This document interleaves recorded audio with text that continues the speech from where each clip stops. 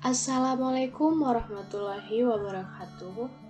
Saya Ayu Zara Sinaga dengan NPM 2002090060 dari kelas 4B PGSD Pagi. Di video ini saya akan menjelaskan secara singkat mengenai salam pramuka.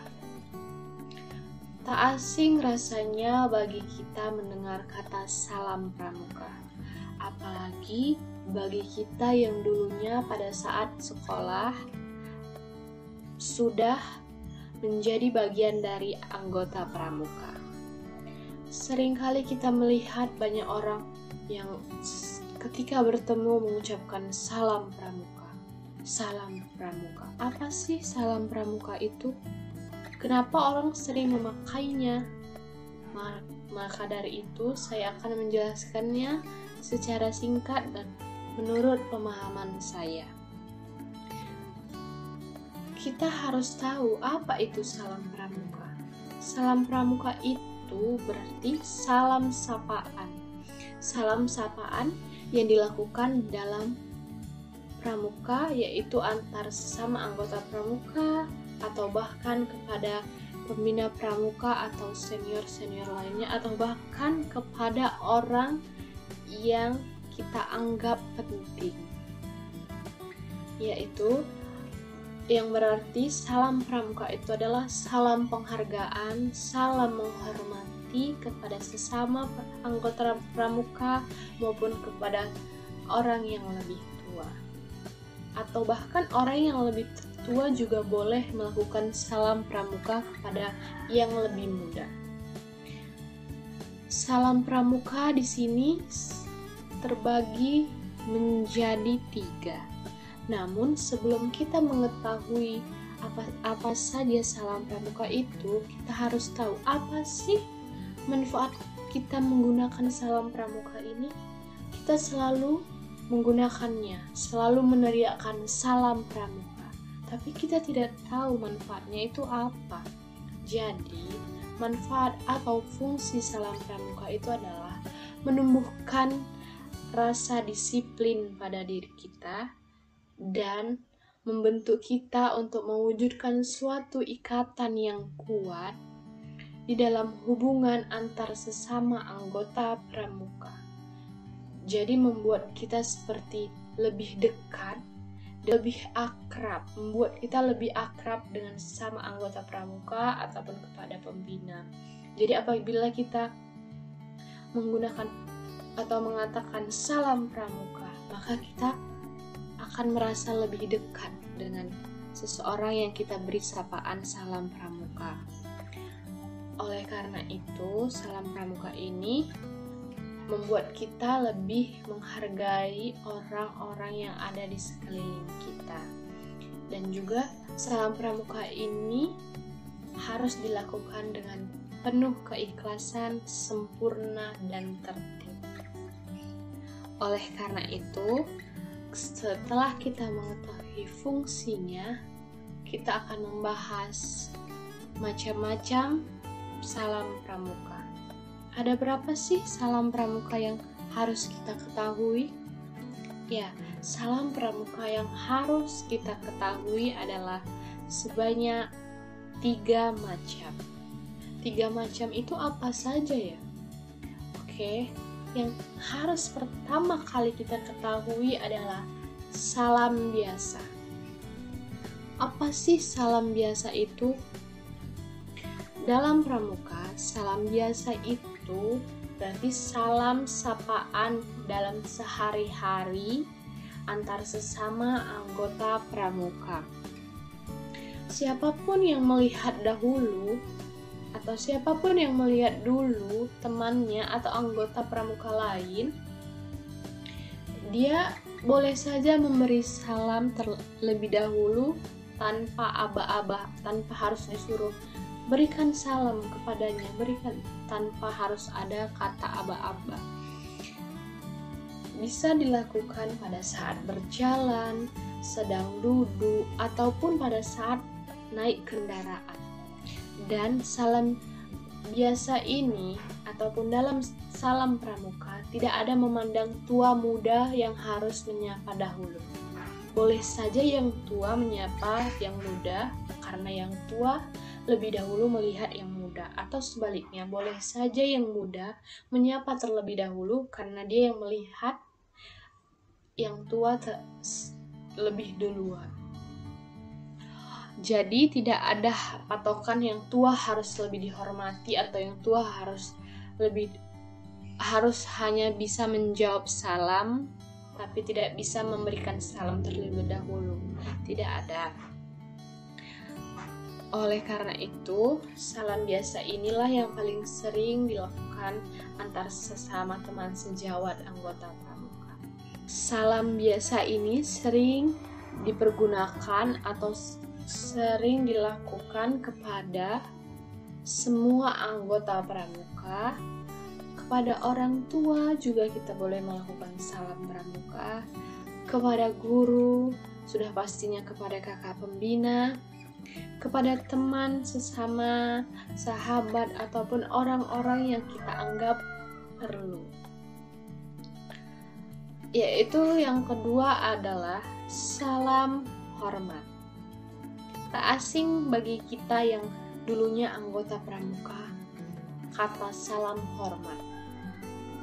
Ya, karena kita sering menggunakan salam hormat tersebut. Pada saat kapan sih salam hormat ini dilakukan? Nah, salam hormat diberikan atau dilakukan pada saat kita melakukan atau mengadakan pengibaran bendera kebangsaan ataupun mengadakan penurunan bendera pada saat upacara.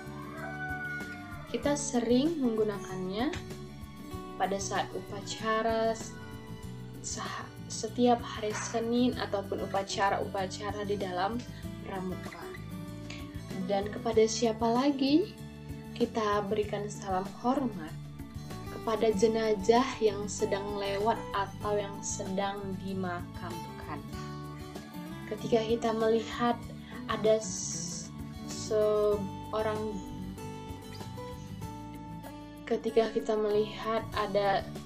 seorang jenazah yang sedang dimakamkan, boleh kita langsung tanpa aba-aba kita langsung melakukan salam hormat. Lalu hanya itu saja? Tidak.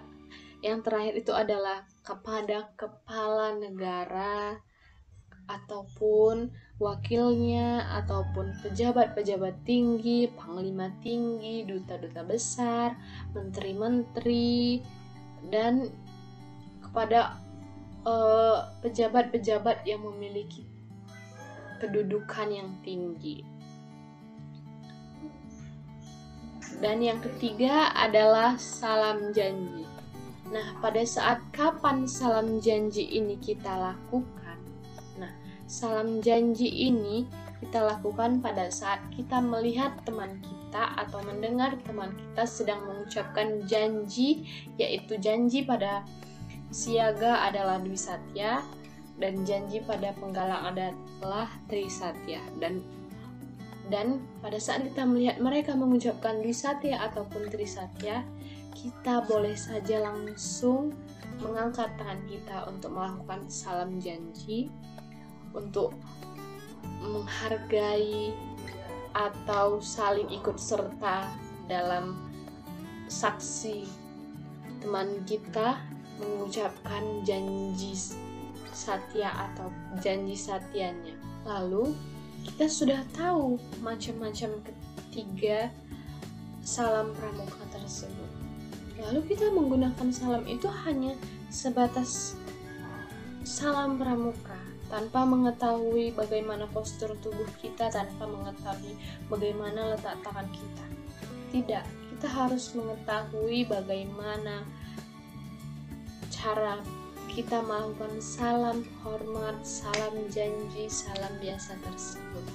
Bagaimana postur tubuh kita, bagaimana keadaan kita untuk melakukan salam pramuka tersebut. Yang pertama kali adalah posisi tubuh kita, posisi badan kita harus berdiri tegak, berdiri secara sempurna. Setelah itu, tangan kanan kita diangkat sejajar dengan pelipis kanan kita, dan tangan telunjuk hampir saja mengenai pelipis kanan, dan posisi telapak tangan berada atau menghadap ke bawah. Siku kita diangkat lurus dan membentuk sudut 45 derajat. Lalu tangan kiri kita berposisi seperti ini, mengepal seperti ini, lalu ditaruh di samping kiri paha kiri kita.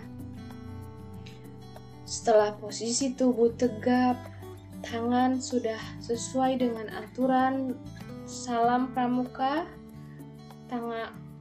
tangan kiri sudah diletakkan di samping paha kiri, maka kita akan mengucapkan salam pramuka dan meneriakkannya dengan penuh keikhlasan, dengan sempurna. Salam pramuka. Sama halnya dengan yang menjawab juga melakukan posisi tubuh yang sempurna. Lalu, bagaimana cara penggunaan atau cara memberikan salam pramuka dalam kehidupan sehari-hari?